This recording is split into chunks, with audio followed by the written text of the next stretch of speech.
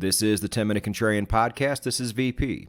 We're a solutions-based podcast diving into the world of contrarian investing and alternative finance. You can find us hosted on the No Nonsense Forex YouTube channel, NoNonsenseForex.com, and podcast players everywhere. Episode 77 is brought to us by Bybit. Got a big announcement here for you coming soon. Now, you already know there are centralized and decentralized aspects to Bybit because of popular demand. Bybit has put together a completely decentralized trading platform. Now, their spot platform is already decentralized. Their main trading platform is not. But I do know there are a lot of privacy-minded people who sign up for this because I can see the second half of the email addresses who sign up for Bybit. I can't see the first part, but I can see which provider they're using. And there are a lot of privacy-focused people who choose Bybit. So I think you're really going to like this. I just don't have all of the details hammered out yet. I will speak about that next week, so stay tuned for that. It is the 10-Minute Contrarian Podcast, and this past Thursday, I wrote a blog. Did you read the blog? Do you want to know what it is? It was on the CRO token, and in particular, Crypto.com, and how it may have fallen too far due to an overreaction during this whole FTX scandal, where all of a sudden every platform out there goes under much higher levels of scrutiny that it probably should have gone through beforehand, but everybody's just so reactive, that it just all ends up happening at one time. And not to give too much of it away, but towards the end, I even did say, hey, just wait on this. There's still a lot that has to shake out. And one thing that just came to light after I wrote the blog, as far as I knew, is there could be some investigations coming down the line too. However, these past, I want to say 2 or 3 months, we have seen a number of things fall that maybe shouldn't have fallen. Now, something like the CRO token is very debatable. But there's a few things out there that I feel are far less debatable, and they kind of fell for no reason. Well, I shouldn't say that. There's always a reason, but kind of a very silly reason. And we as contrarian investors can absolutely use this to our advantage. Especially if these investments are things you have been considering or investments you already own and are looking for reasons to add on more. Now, if you're looking for more information on any of these things, I have done dedicated episodes to all three of these, in some cases more than once. So feel free to run a search on your favorite podcast player or on YouTube and find those episodes for some deeper commentary if that's what you're looking for. But let's go ahead and get right into these. And the first one's oil. Remember how President Biden was drawing from our strategic reserves all the way down to almost nothing just to win votes? It actually worked. Draw your own conclusions as to why. But many of us expected the price to go right back up after that was done because we need to fill up those reserves. Well, not only did price not go up, price continued to go down. Now, I guess if I look back on it, it does make sense. These things hardly ever happen the way most people expect them to happen, because that would mean that investors just make way too much money, and that is not how the institutional investors want things to go down. So our contrarian brains should have expected something like this. But that does not mean this is where prices should be. Now, there are a handful of pretty respected analysts in the space on the mainstream side and on the contrarian side who think at least short term, oil has further to fall. Then there are about an equal amount, if not more, people on the other side saying that even if that does happen short term, which is very debatable, that long term there is nowhere to go price-wise but up. And that's how I feel. So I have added on to my oil positions this past week. If price continues to go down in the short term, then so be it.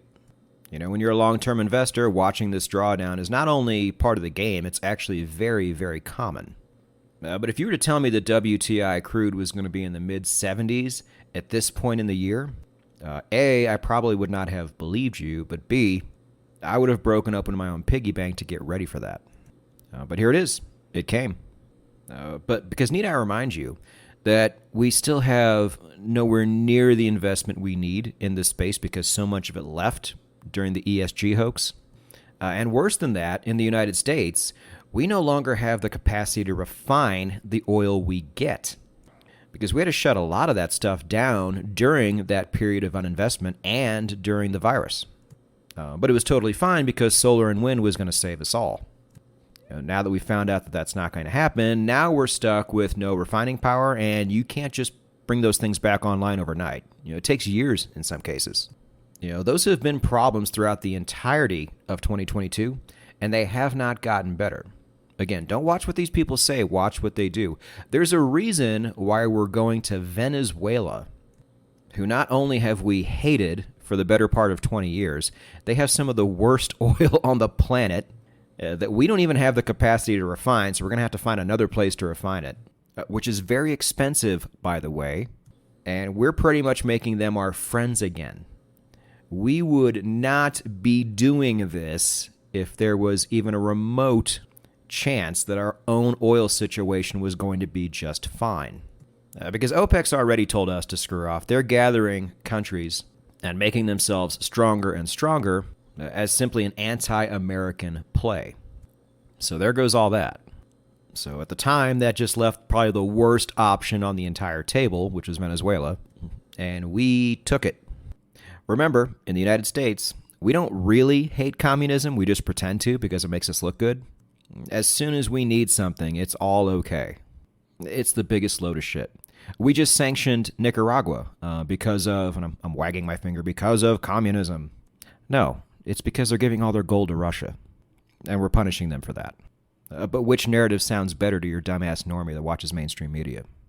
You guys starting to see how this works? Anyway, so if you see oil prices drop in the near future and you think that means everything's going to be okay, please reconsider, because things are certainly not. I still believe we are in the very early stages of this energy crisis, and not even to the point where people are really suffering badly just yet, but to where as a nation and as a planet, we are preparing for the worst. Even though I don't think most people understand what the worst really looks like. It doesn't just mean being cold inside your own house and your electricity bills going up even further than they already have. This energy crisis you're going to feel in many, many ways. We'll talk about that a bit later on in the show. But along these same lines, I want to move into the second one, and that's going to be natural gas. This was a big problem towards the middle of 2022, and now we are being led to believe that it's not, all of a sudden. Like the United States had all these tankers full of natural gas just sitting in the Atlantic Ocean ready to give it to Europe. And I think they finally got there, but that's not going to be anywhere near enough. And Russia is still offline with theirs. And I don't see that situation getting any better.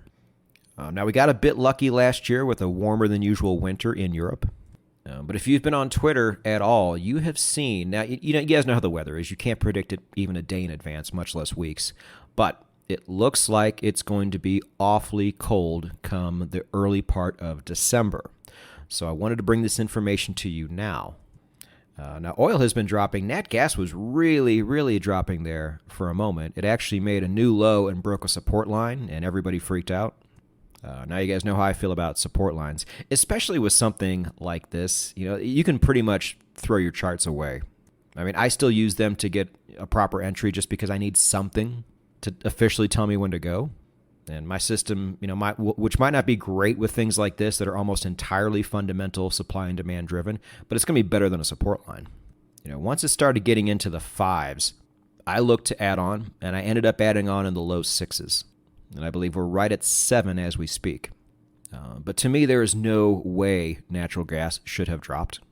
I thought it was a real big overreaction on a very short-term thing that didn't even matter in the first place. Like the natural gas we had to give to Europe wasn't going to be, 1, anywhere near enough. 2, if it gets cold in North America and we need it, that's where the natural gas is going to go. And Europe will become even more screwed. Same thing with oil. John Polomny said it really good. He says in almost every episode, he goes, we have a molecule shortage. There are only so many of them to go around, and we just don't have enough, nor will we have enough anytime soon. So when you have these very obvious shortages, yet it's not reflected in the price, because the proverbial poop has not hit the proverbial fan just yet, but it's probably going to, that's enough to compel me to make a move. And so I have personally been adding on to my oil and natural gas holdings.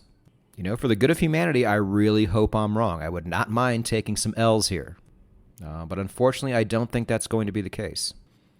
And now on to our third one. There are other ones too. You don't have to remind me of this in the YouTube comments. But we're just choosing 3 today that all kind of go together. And for the third one, I just want to ask everybody a question. Did the food crisis all of a sudden go away? You remember how it was going to be a really big problem, and now all of a sudden everything is just fine? Really? Based on what? We are just now finishing eating last year's crop. And a year ago today, there was no war in the Ukraine. Now, the Ukrainian wheat harvest did not get completely wiped out like they thought, which is fine. But a lot of it did. And again, there's a lot of wheat in Russia too. And there's a lot of countries who won't be getting any of that. And these things have ripple effects.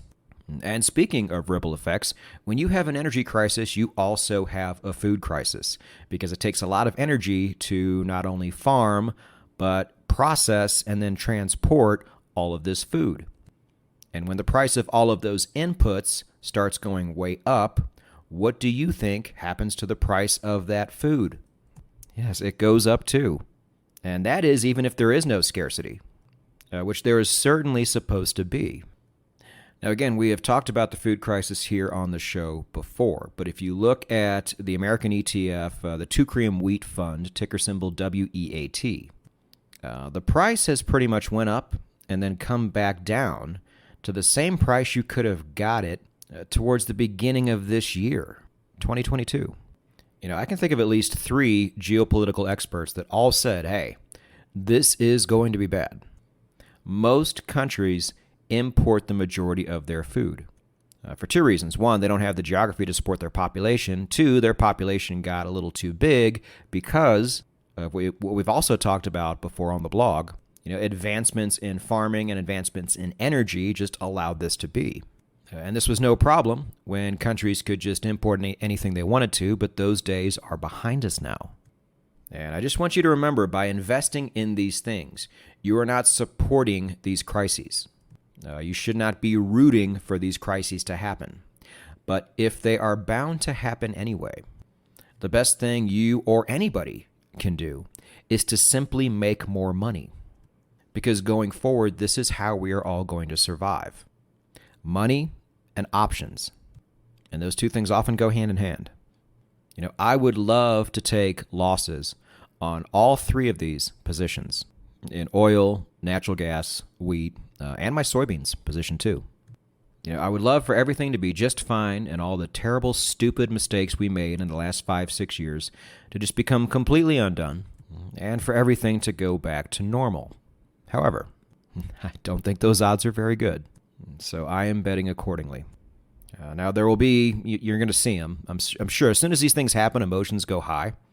And when emotions go high, people get stupid. You know how this goes. And people who invest in these things like we do are going to be seen as not only evil, but absolutely crazy. How can you capitalize on such a horrible crisis? Well, because A, that's not what we're doing, you idiot. And B, we are not crazy. You're crazy. We're just early.